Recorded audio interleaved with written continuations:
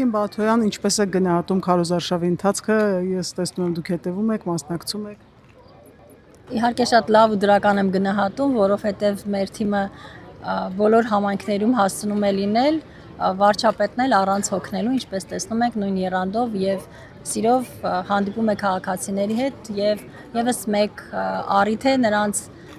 շնորհակալությունները լսելու, գնահատանքի խոսքեր եւ իհարկե քննարկելու խնդիրները, որովհետեւ մեզ համար սա նախ եւ առաջ հաշվետվության հանդիպում է եւ երկրորդ հերթին նաեւ նոր անելիքների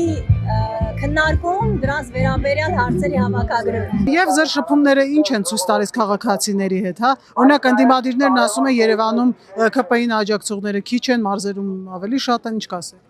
Մենք ամենուր իհարկե հանդիպում ենք մեր աջակիցներին, թեև քննադատողներին եւս հանդիպում ենք, ինչը բնական է։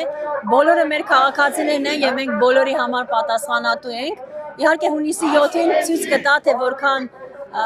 աջակից ունենք մենք եւ որքան ընդդիմությունը, բայց ակնհայտ է, որ քաղաքացիները հանդիպման ընթացքում անընդհատ մեզ մոտենում են եւ իրենց աջակցությունն են հայտնում առաջին հերթին ամենահաճախ լսվող բանը մենք ձեզ հետ ենք, սա եմ ես լսել։ Եվ նաև ամսի 28-ին տեղի ունեցավ բավականին տպավորիչ զորահանդես, ընդդիմությունը եւս դրա հետ հաշ չէ, կարծեք թե ամեն մեկը իր կարծիքը հայտնեց, օրինակ Ռոբերտ Քոչյանը ուղերձում սպառնաց հունիսի 7-ին նոր սարդարապատ անել, ժողովրդի քվեով վռնդել արդեն իսկ մեր երկրի ներսում իր բառերով գտնվող թշնամուն։ Սերժ Սարգսյանը ասաց, որ բանակը նախընտրական դեկորացիա չէ, այլ մեր ազգի ծնունդը, հպարտությունը։ Ես խնդրեմ այս մեկնաբանություններին անդրադառնալ։ Ինձ համար նորություն է իհարկե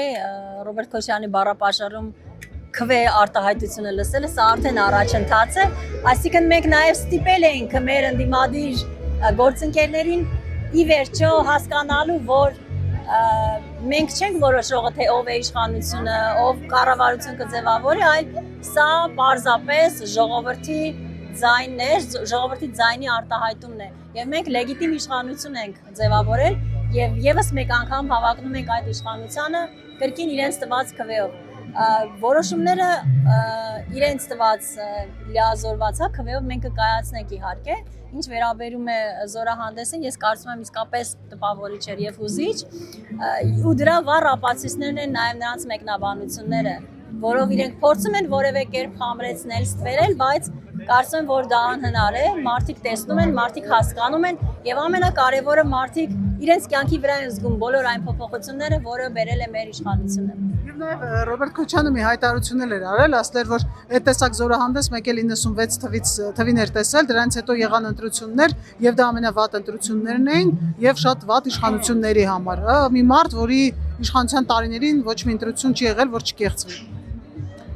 Ես չգիտեմ ինչ է զորահանդեսը կապում ընտրությունների հետ, փաստը այն է, որ 2018 թվականից հետո Հայաստանում անցկացվող բոլոր ընտրությունները անխտիր թափանցիկ արդար ընտրություններ են եւ ժողովուրդը իր քվեով է որոշում, թե դիմումով կլինի իրենց համայնքի ղեկավարը եւ թե ազգային ժողովը ինչպես կձևավորվի եւ կառավարությունը, հետեւաբար գուցե Ռոբերտ Քոչարյանը մոռանում է, որ 2018 թվականից հետո իրավիճակ է փոխվել եւ միայն ժողովուրդն է որոշում, ով կլինի այսօրվա իշխանությունը։ Եվ Նարեկ Կարապետյանի հայտարարությունը զենքերի հետ կապված, որ իրենք երբ որ լինեն իշխանություն ավելի էժան ձեռք կբերեն կամ իրենց նվեր կտան եւ հետո ասում էր, որ հյուսիսում երբ որ պատերազմը ավարտվի, այդ զենքերը իրենք ավելի էժան ձևով կբերեն Հայաստան։ Ճիշտն ասած մենք չենք կարող մեր անելիքները կապել այլ երկրների օրակարգի հետ եւ մեր տարբերությունը հենց դա է եւ մենք ինքներս որոշենք մեր օրակարգը եւ մեր քայլերը հենց այդ տրամաբանությամբ կազմակերպենք, չսպասենք տարբեր իրավիճակների։ Եթե իրենք կառավարություն կձևավորեն, թող ձևավորեն, կտեսնենք ինչ կարող է լինել։ Փաստը այն է, որ մենք այսօր ունենք բավականին լավ